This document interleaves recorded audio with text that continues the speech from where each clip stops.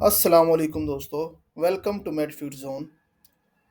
दोस्तों, अगर मैं आपको बताऊं कि दुनिया में एक ऐसा इन्फेक्शन है जिससे 350 मिलियन के करीब लोग इन्फेक्टेड हैं और ज़्यादातर लोगों का उसको उस इन्फेक्शन के बारे में आइडिया ही नहीं है, तो आप इस बारे में क्या सोचेंगे?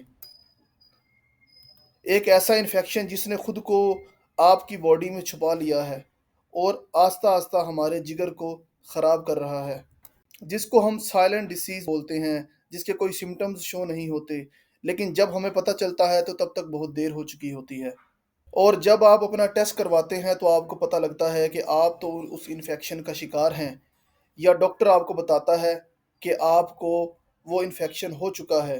तो आप पर क्या गुजरती है? This is the harsh reality of hepatitis B and C, the silent killer of the liver.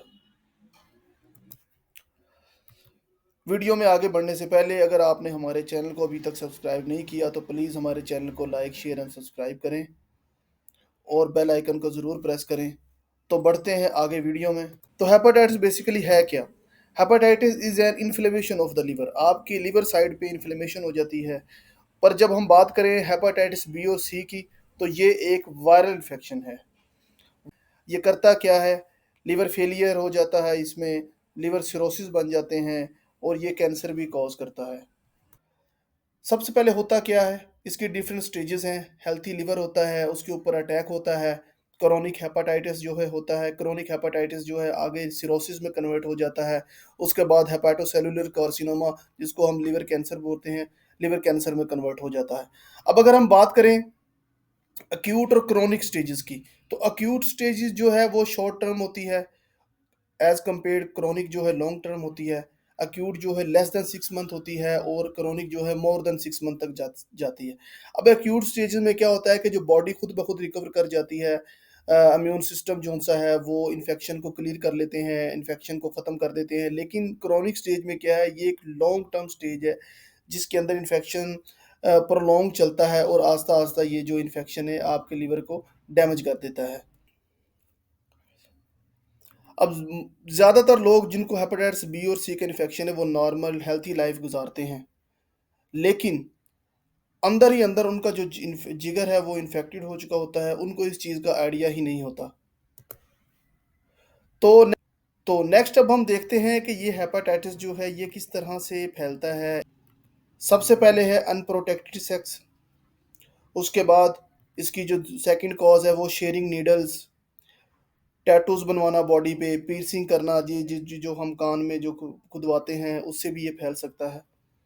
उसके बाद ब्लड ट्रांसफ्यूजन होती है बॉडी में, जिसको अगर ब्लड को प्रॉपर स्क्रीन ना किया जाए और उसको बॉडी में ट्रांसफ्यूज़ कर दिया जाए, उससे भी हेपेटाइटिस बी और सी फैलता है।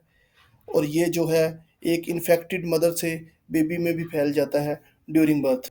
तो हेपेटाइटिस बी एंड सी जो है ये ब्लड बोर्न वायरसेस हैं। इसका मतलब है कि ब्लड बोर्न वायरसेस के ये डायरेक्ट कांटेक्ट से फैलते हैं, डायरेक्ट ब्लड इन्फेक्टेड ब्लड के साथ कांटेक्ट में आते हैं या किसी भी बॉडी फ्लूइड के साथ कांटेक्ट में आते हैं, तो ये तब ये फैलते हैं। तो अभी हम देखते हैं कि why it is called a silent epidemic. इसको हम क्यों साइलेंट एपिडेमिक बोलते हैं?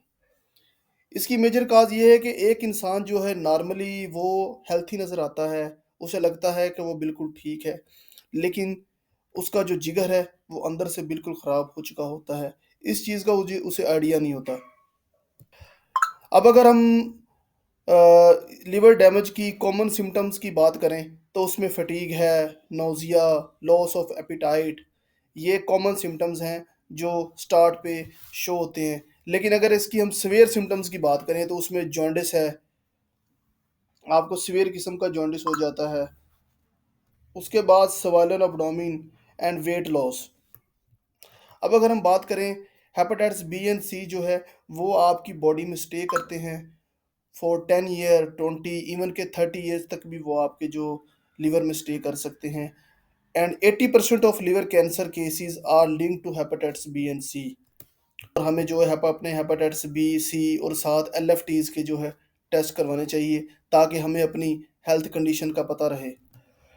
अब इससे किस तरह से हम इसका ट्रीटमेंट कर सकते हैं, किस तरह से हम इससे बच सकते हैं, उसके लिए जो सबसे मेन है कि आप हेपेटाइटिस बी की वैक्सीनेशन करवाएं। वैक्सीनेशन ज़रूर करवाएं। उसके बाद एंटीवायरल ड्रग्स का इस्तेमाल करें। एंटीवायरल ड्रग्स जो हैं वो वायरल लोड को बॉडी में कम करती हैं। हेल्थी लाइफस्टाइल को अपनाएं और अपनी जो पर्सनल इस्तेमाल की चीज़ें हैं लाइक टॉवल, ब्रश और रेज़र, ये चीज़ें किसी के साथ शेयर ना करें। कंटेमिनेटेड नीडल को कभी यूज़ ना करें। तो इन सारी चीज़ों के इस्तेमाल से हेपेटाइटिस बी और सी की जो रेशो है उसको हम कम कम कर सकते हैं। अगर अब आपको हमारी ये वीडियो पसंद आई है तो प्लीज़ इसको लाइक, शेयर एंड सब्सक्राइब करें। तब तक के लिए अल्लाह हाफिज़। मिलते हैं नेक्स्ट वीडियो में।